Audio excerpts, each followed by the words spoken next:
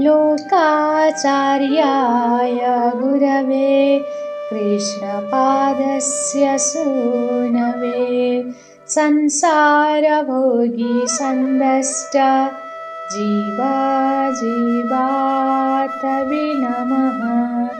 श्रीमते रामानुजाय नमः।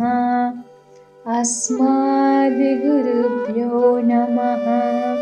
श्रीराममङ्गलाशासनम्। मङ्गलं कौसलेन्द्राय महनीय गुणाब्धये चक्रवर्ती तनुजाय सार्वभौमाय मङ्गलम्। मङ्गलं कौसलेन्द्राय महनीय गुणाब्धये चक्रवर्ती तनुजाय सार्वभौमाय मङ्गलम्। वेद वेदान्त वेद्याय मेघश्यामलमूर्तये पुंसां मोहनरूपाय पुण्यश्लोकाय मङ्गलम्। विश्वामित्रात्तरङ्गाय मिथिलानगरीपतेः भाग्यानां परिपाकाय भव्यरूपाय मङ्गलम्। पितृभक्ताय सततं भ्रातृः सह सीतया नन्दिताखिललोकाय रामभद्राय मङ्गलम्। त्यक्तसाकेतवासाय चित्रकूटविहारिणे सेव्याय सर्वयमिनां धीरोदयाय मङ्गलम्। सौमित्रिणा च जानक्य चापबाणसिधारिणे संसेव्याय सदा भक्त्या स्वामिने मम मङ्गलम्। दण्डकाराय वासाय खरदूषणशत्रवे गृधराजाय भक्ताय मुक्तिदायास्तु मङ्गलम्। सादरं सबरीदत्त फलमूलाभिलाषिणे सौलभ्यपरिपूर्णाय सत्त्वोद्रिक्ताय मङ्गलम्। हनुमत्समवेताय हरिषाभीष्टदायिने बालीप्रमथनायास्तु महाधीराय मङ्गलम्। श्रीमते रघुवीराय सेतुल्लङ्घितसिन्धवे जितराक्षसराजाय रणधीराय मङ्गलम्। विभीषणकृते प्रीत्या लङ्काभीष्टप्रदायिने सर्वलोकशरण्याय श्रीराघवाय मङ्गलम्। आसाद्य नगरीं दिव्यमभिषिक्ताय सीतया राजाधिराजराजाय रामभद्राय मङ्गलम्। ब्रह्मादिदेवसेव्याय ब्रह्मण्याय महात्मने जानकीप्राणनाथाय रघुनाथाय मङ्गलम्। श्रीसम्यजामातृमुने कृपयास्मानुपेयुषे महते मम नाथाय रघुनाथाय मङ्गलम्। श्रीसम्यजामातृमुनेः कृपयास्मानुपेयुषे महते मम नाथाय रघुनाथाय मङ्गलम्। श्रीमते रम्यजामातृमुनीन्द्राय महात्मने श्रीरङ्गवासिने भूयात् नित्यश्रीनित्यमङ्गलम्। श्रीमते रामानुजाय नमः। लोकाचार्याय गुरवे कृष्णपादस्य सूनवे संसारभोगी सन्दष्ट जीवातवे नमः। श्रीमते रामानुजाय नमः। अस्मद्गुरुभ्यो नमः। श्रीराममङ्गलाशासनम्। मङ्गलं कौसलेन्द्राय महनीय गुणाब्धये चक्रवर्ती तनुजाय सार्वभौमाय मङ्गलम्। मङ्गलं कौसलेन्द्राय महनीय गुणाब्धये चक्रवर्ती तनुजाय सार्वभौमाय मङ्गलम्। वेद वेदान्त वेद्याय मेघश्यामलमूर्तये पुंसां मोहनरूपाय पुण्यश्लोकाय मङ्गलम्।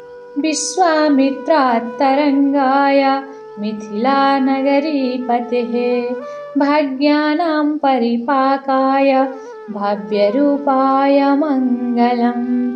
पितृभक्ताय सततं भ्रातृः सह सीतया नन्दिताखिललोकाय रामभद्राय मङ्गलम्। त्यक्तसाकेतवासाय चित्रकूटविहारिणे सेव्याय सर्वयमिनां तिरोदयाय मङ्गलम्। सौमित्रिणा च जानक्य चापबाणसिधारिणे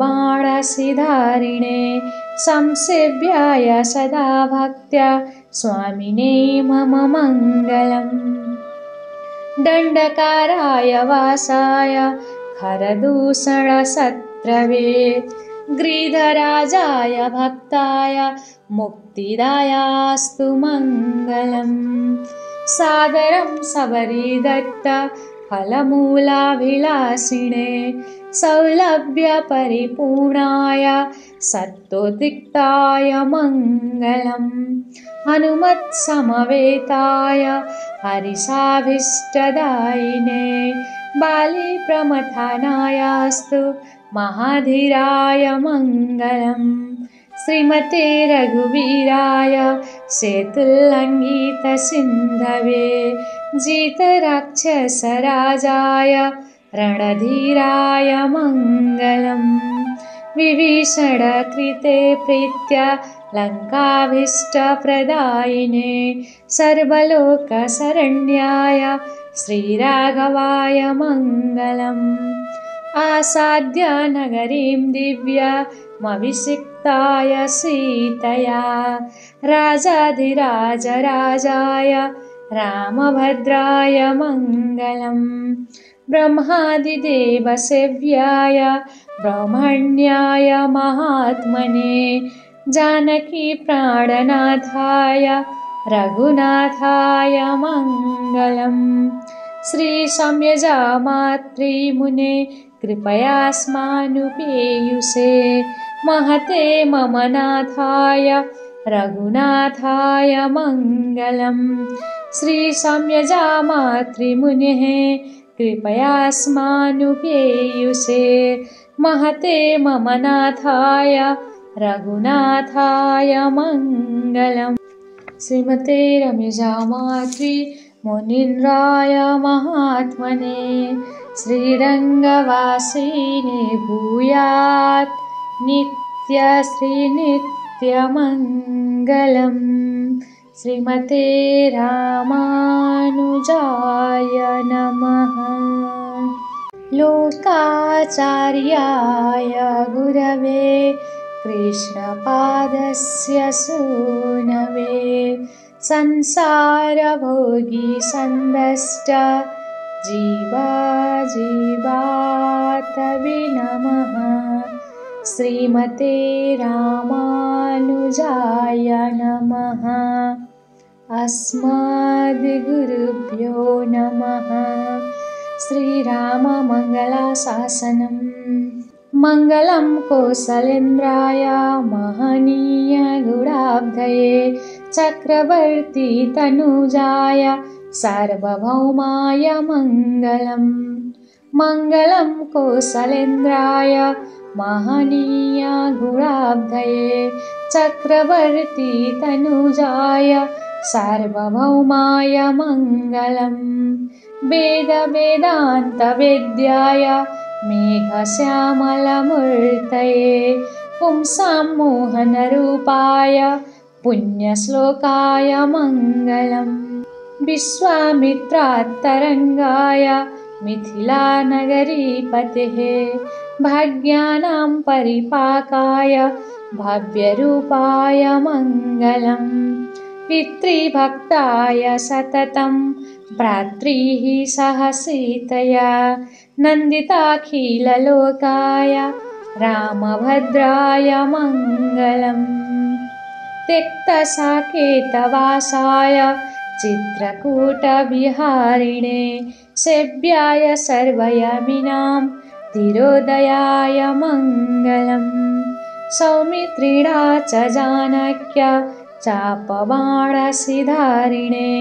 संसेव्याय सदा भक्त्या स्वामिने मम मङ्गलम् दण्डकाराय वासाय खरदूषणशत्रवे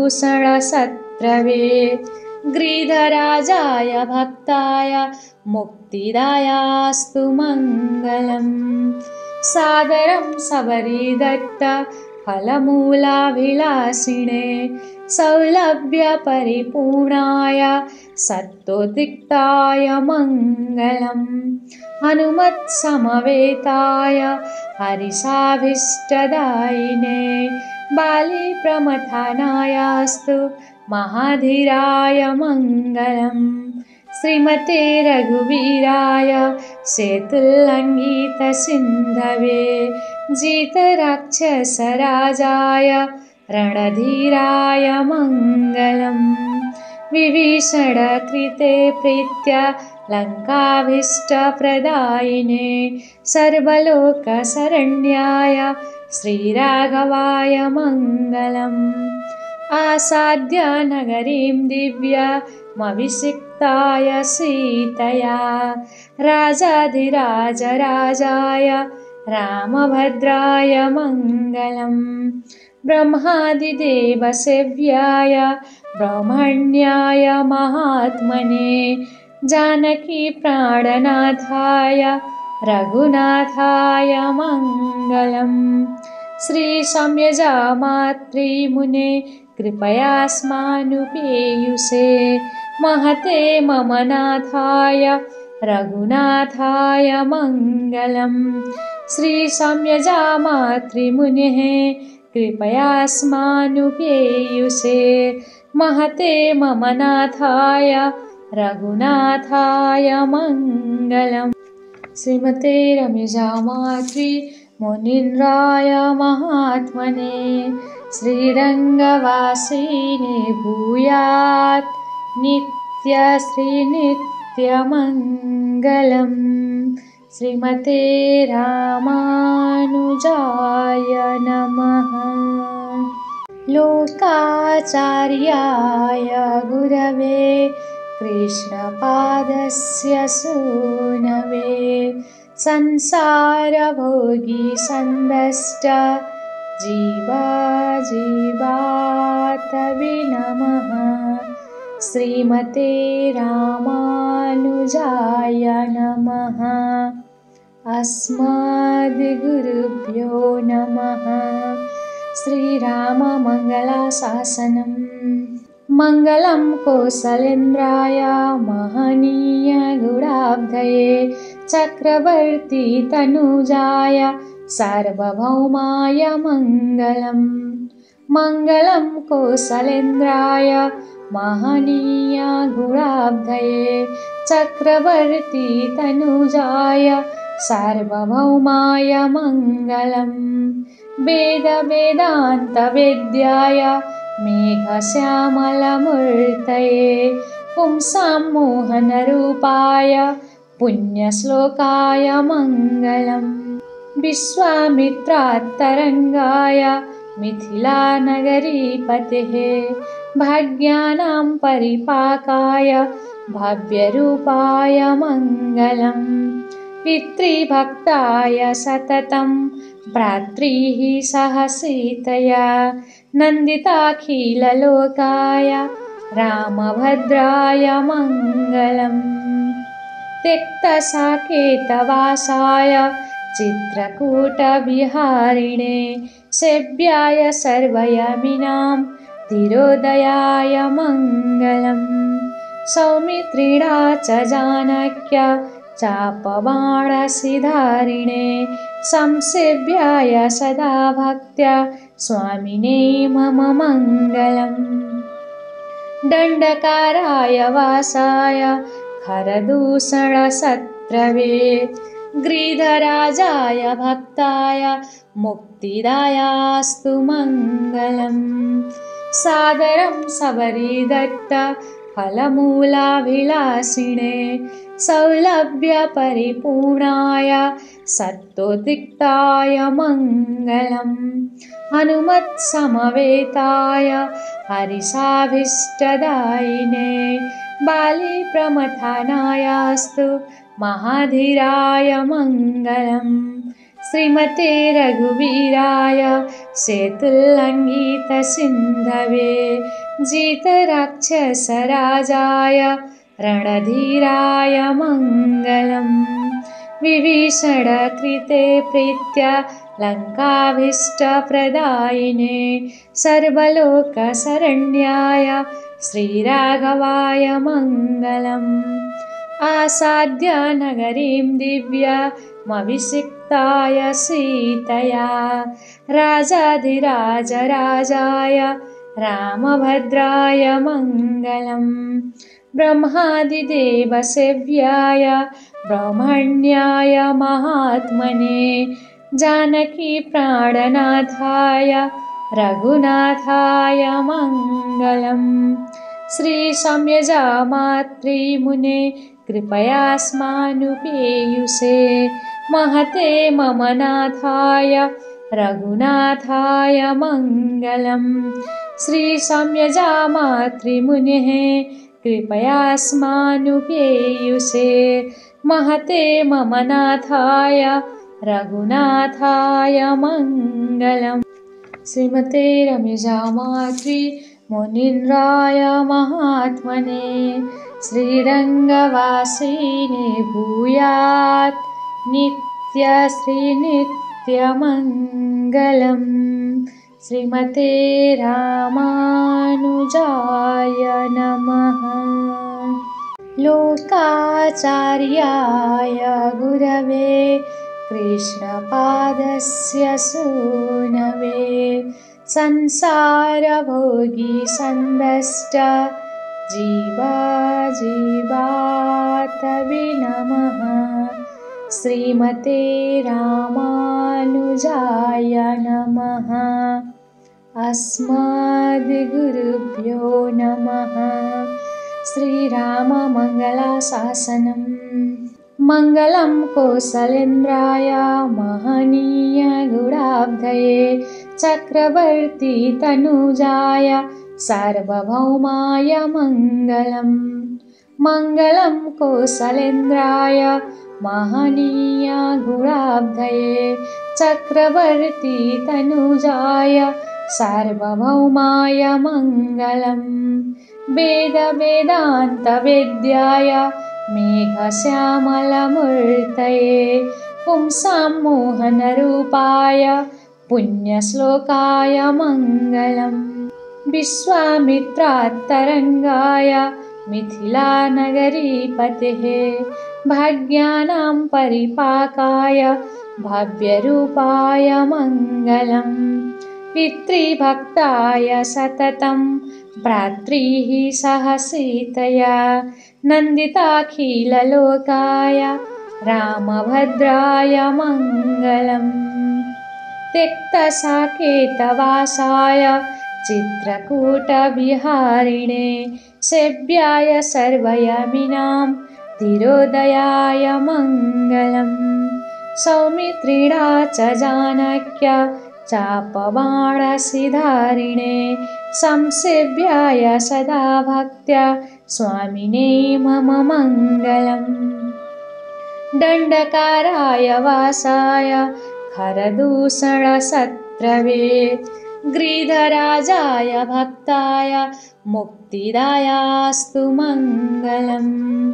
सादरं सबरीदत्त फलमूलाभिलाषिणे सौलभ्यपरिपूर्णाय सत्त्वोद्रिक्ताय मङ्गलम् हनुमत्समवेताय हरिषाभीष्टदायिने बालीप्रमथनायास्तु महाधीराय मङ्गलम् श्रीमते रघुवीराय सेतुल्लङ्घितसिन्धवे जितराक्षसराजाय रणधीराय मङ्गलम् विभीषणकृते प्रीत्या लङ्काभीष्टप्रदायिने सर्वलोकशरण्याय श्रीराघवाय मङ्गलम् आसाद्य नगरीं दिव्यमभिषिक्ताय सीतया राजाधिराजराजाय रामभद्राय मङ्गलम् ब्रह्मादिदेवसेव्याय ब्रह्मण्याय महात्मने जानकीप्राणनाथाय रघुनाथाय मङ्गलम् श्रीसम्यजामातृमुने कृपयास्मानुपेयुषे महते मम नाथाय रघुनाथाय मङ्गलम् श्रीसम्यजामातृमुनेः कृपयास्मानुपेयुषे महते मम नाथाय रघुनाथाय मङ्गलम् श्रीमते रम्यजामातृमुनीन्द्राय महात्मने श्रीरङ्गवासिने भूयात् नित्यश्रीनित्यमङ्गलम् श्रीमते रामानुजाय नमः। लोकाचार्याय गुरवे कृष्णपादस्य सूनवे संसारभोगिसन्दष्ट जीवातवे नमः। श्रीमते रामानुजाय नमः। अस्मद्गुरुभ्यो नमः।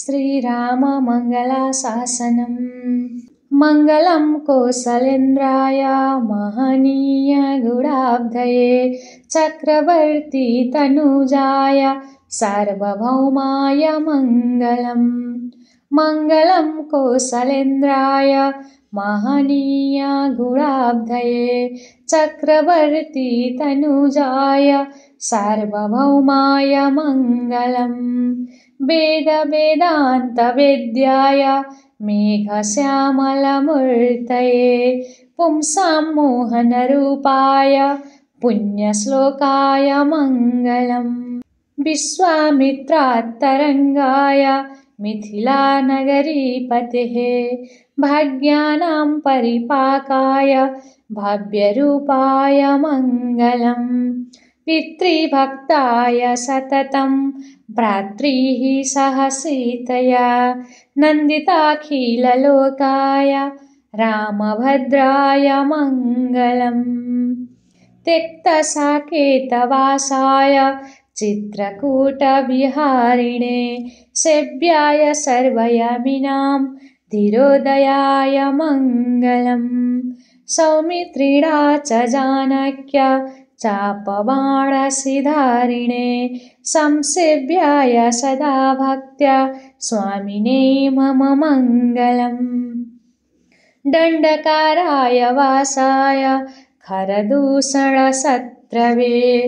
गृधराजाय भक्ताय मुक्तिदायास्तु मङ्गलम् सादरं सबरीदत्त फलमूलाभिलाषिणे सौलभ्यपरिपूर्णाय सत्त्वोद्रिक्ताय मङ्गलम् हनुमत्समवेताय हरिषाभीष्टदायिने बालीप्रमथनायास्तु महाधीराय मङ्गलम् श्रीमते रघुवीराय सेतुल्लङ्घितसिन्धवे जितराक्षसराजाय रणधीराय मङ्गलम्। विभीषणकृते प्रीत्या लङ्काभीष्टप्रदायिने सर्वलोकशरण्याय श्रीराघवाय मङ्गलम्। आसाद्य नगरीं दिव्यमभिषिक्ताय सीतया राजाधिराजराजाय रामभद्राय मङ्गलम्। ब्रह्मादिदेवसेव्याय ब्रह्मण्याय महात्मने जानकीप्राणनाथाय रघुनाथाय मङ्गलम्। श्रीशम्यजामातृमुने कृपयास्मानुपेयुषे महते मम नाथाय रघुनाथाय मङ्गलम्।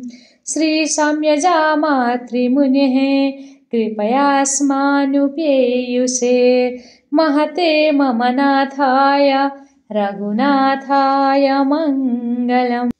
श्रीमते रम्यजामातृमुनीन्द्राय महात्मने श्रीरङ्गवासिने भूयात् नित्यश्रीनित्यमङ्गलम्। श्रीमते रामानुजाय नमः।